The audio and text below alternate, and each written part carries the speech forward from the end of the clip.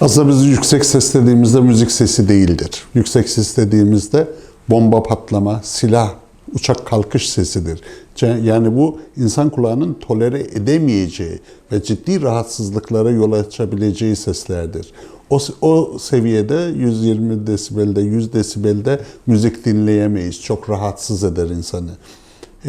Ama bu böyle yüksek sesler, yani patlama sesi dış kulak yolundan bir hava basıncını içeriye verir. Bu kulak zarını yırtabilir. Yırtmazsa da çok şiddetli bir hareketlenme sağlar ve böylece küçük kemikçiklerle iç kulaktaki sıvıya bir darbe verir. Onların tam karşısındaki 4000 Hz dediğimiz belli bir frekansa zarar verir ve o hücreler ölür. Bu geri dönülmezdir.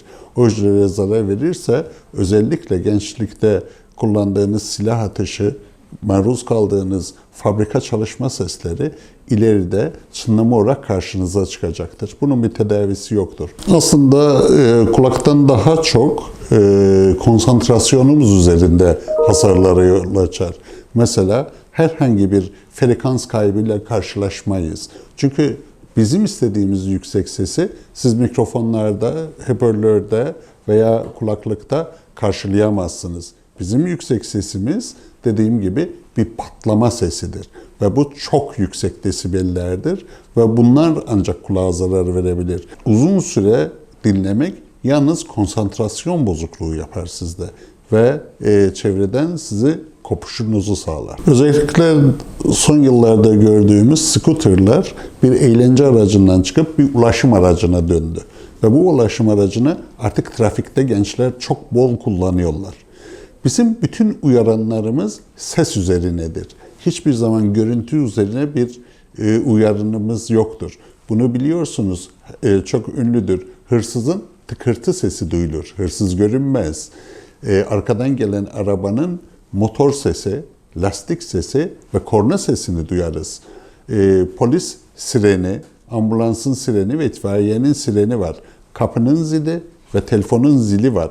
Hiçbir zaman bunları görüntü üzerinden uyarıları almayız.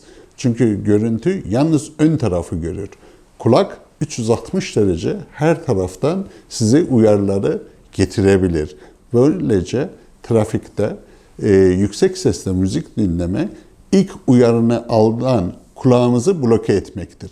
Çocuklar scooter üzerinde kulaklık takıyorlar. Bu zaten bir 20-30 desibel bir işitme kaybıdır. Hiç müzik dinlemezsen.